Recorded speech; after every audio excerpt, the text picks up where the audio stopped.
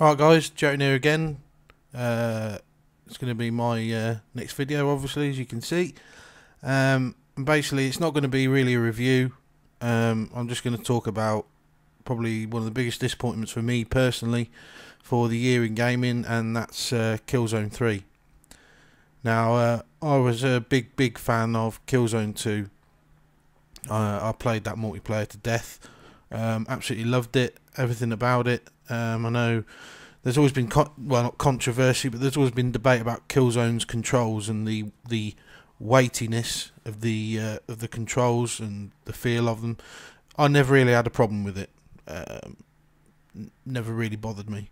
And the disappointments of Killzone 3 do not stem from the controls either, really. First of all, the campaign.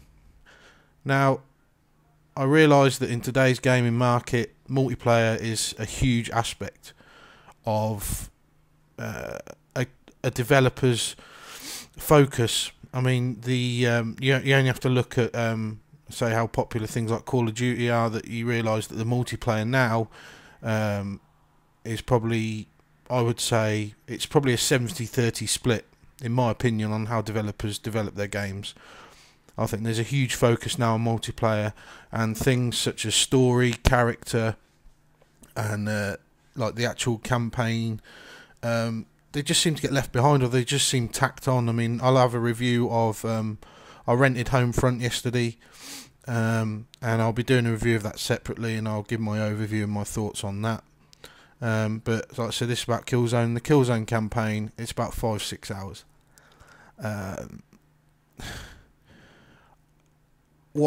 What's the point?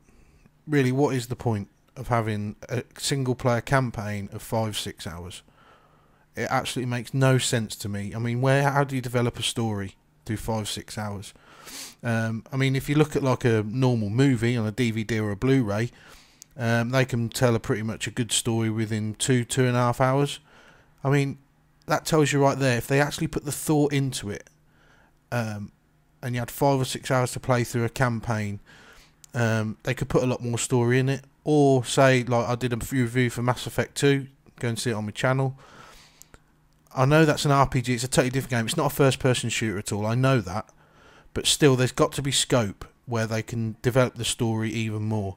I mean, basically the Killzone campaign boils down to sort of like a political thing, where there's the leader of the Helghast has died in Killzone 2, and now there's two superpowers sort of fighting for control of the Helghast, and you're caught on the planet. You're sort of mixed up in it all, like some weird bloody love triangle. Yeah, so that's the campaign really in a nutshell. It's just far too short. The story's crap. The characters one-dimensional. Sorry. One good thing about the campaign, I've got to say, of course, is if you want a really good villain, we all know, what do you go and get? You get English actors. So for the two main villains in the game, can't remember the bloody names, didn't really pay attention. You've got Ray Winston doing one.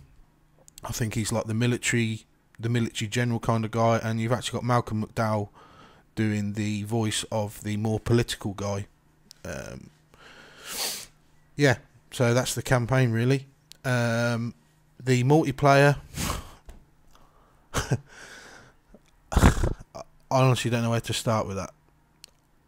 I mean, I was actually playing the open beta, and I really enjoyed that. Now, I don't know whether it's because it was brand new and I was up to here with Black Ops and all the shit with that, and Bad Company 2's just sort of winding down, to coin a better phrase. I can't think of anything better to say. I still play Bad Company 2 a lot, just not much as I used to. And that's sort of, that game cycle's winding down, because of course you're looking for other things to buy. But I played the beta for Killzone 3 and I really did enjoy it.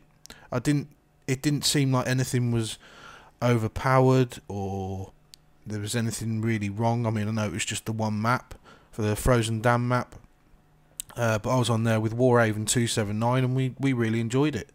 There was nothing overtly wrong with it. There was nothing that stood out as being a problem Like I said, there's no weapons were overpowered really. So I get the full game in anticipation. I even got the collector's edition.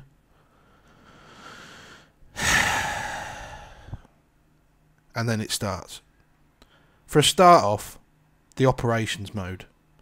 Now the operations mode is brand new to Killzone. You've got the normal, you've got the guerrilla warfare, which is your team deathmatch, and you've got what's it called, Warzone, which is like an objective-based match, which round by round you'll have a search and destroy round, then you'll have a retrieve the object round, then you'll have a domination kind of round, and it sort of changes. And that's always been like the core of Killzone. Since Killzone 10, it's been the core of the multiplayer, is the Warzone. So I was really pleased to see that they'd actually done a new mode, Operations. Here's my issue with Operations. And I know Gorilla will never watch this, but I don't give a flying fuck. 3 maps. 3 maps for Operations. Okay? I mean... How can you just give us 3 maps for a brand new mode? It's brand new. Now, I have my theory that Operations, what they did, they tried to put some sort of cinematics in with the game mode. So, at the beginning of the match, you'd see sort of, on the frozen dam, you'd see if you were the Hellgast, you would be looking, the cinematic would look out towards the ISA actually coming into attack, and vice versa. The ISA would be flying in on their little transport ships, helos or whatever they were, and then they'd have cinematics each time the round progressed. There'd be another cinematic of people blowing a door open and then running through and then seeing it from the other angle, and that's all brilliant. That, you know, I get the immersion thing, you know, they want to bring us into the world, but giving us 3 maps is an absolute joke for that mode. For a brand new mode, 3 maps. And I think it's because they either, I don't know, maybe they've got it in a DLC waiting, but I couldn't give a fuck because I've just traded it in, so I don't really care. So yeah, that's the new mode, Operations. The biggest one for me is the class overpowered is the Marksman. Now, they may have released a patch recently, but like I said, I've traded it in now, so I could care less now, because things like this should be looked at more close. I mean, they've had a closed beta, they've had an open beta, and I've seen on the forums, the Killzone.com forums, that people were already mentioning the Marksman class. Now, of course, I don't think anybody I played against must have unlocked the whole Marksman class, because I never really noticed it. It wasn't until I got the full game I noticed it. But the Marksman class is totally overpowered. And I've argued about this in comment sections on Killzone free gameplay footage. The Marksman class, when fully maxed out, this is fully maxed out, so while getting up to the top level for Marksman, it's you know, it's not as overpowered, but once it's maxed out, they can stay cloaked, as in invisible, indefinitely until they kill someone or they move. So you imagine a sniper, he's just, you know, just sitting there, he's completely invisible, nobody can see him until he gets shot, and then what will he do? He'll just move to a different position, wait for his cloaking ability to build up again, cloak enabled, and do it again, and then, so that's Crisis.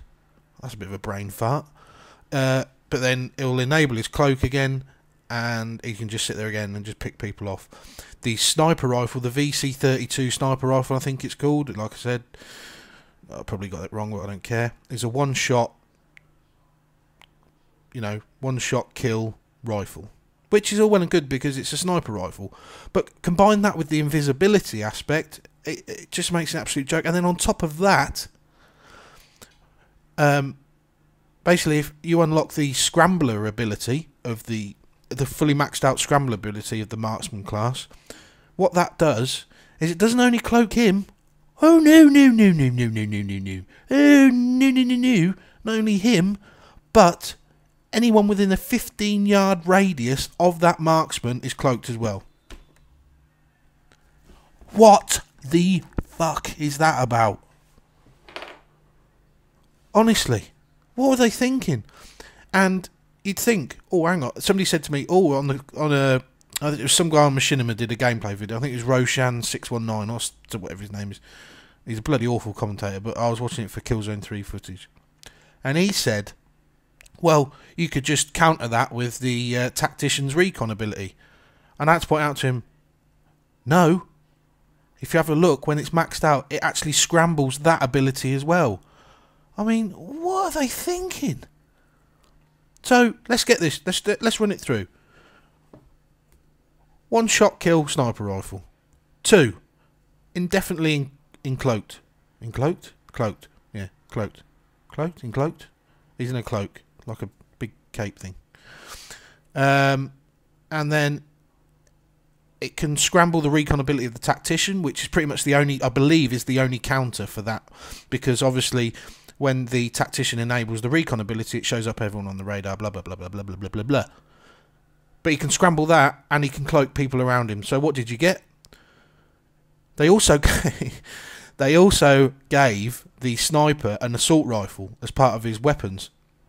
So what you would have in a room where there's an objective in it, you would have marksman sat in a corner, everyone around him's cloaked, people walk in, bang, bang, bang, and there you go. Now, of course, you can chuck grenades in and fire them, but every time they respawn, they're going to go back in there and do the same thing. And that was my biggest issue with it. So, all in all, that has got to be one of my biggest disappointments of 2011 is Killzone 3. Now, looking forward to for the future of 2011, I'm hoping that things like SOCOM 4 and Brink turn out to be what they look like they're going to be. Brink looks unique for its art style, its class setup, its customization, which I know not everyone's into. But SOCOM 4 is the one for me. Already it's not looking good. If you want to check out somebody's rants and their views on it, the best guy is Black Widow 88. And that's Widow, W-I-D-O 88. If you want to check out some guy who really knows his stuff on SOCOM, like I said, I'm a huge SOCRAC addict. I've been playing it since SOCOM 2 and then Combined Assault. If you want to... I can't describe how intense SOCOM can be or how it was. It is still the best online experience I've ever had. Passes COD 4, better than Bad Company 2, and like I said, SOCOM 4 is what I want to play until Battlefield 3 comes out. Because, like I said, I'm doing a Homefront review, and trust me, it ain't going to be Homefront. So yeah, I know I've gone on for a bit, guys, but I just wanted to share you my disappointment of 2011, which is Killzone 3. No other game will disappoint me that much. Like I said, SOCOM 4, we know what's coming, what they've changed from the old days, so nothing's really going to surprise me about that. But Killzone 3 is my disappointment of 2011. So yeah, that's about it, guys, and I'll catch you soon. See you later.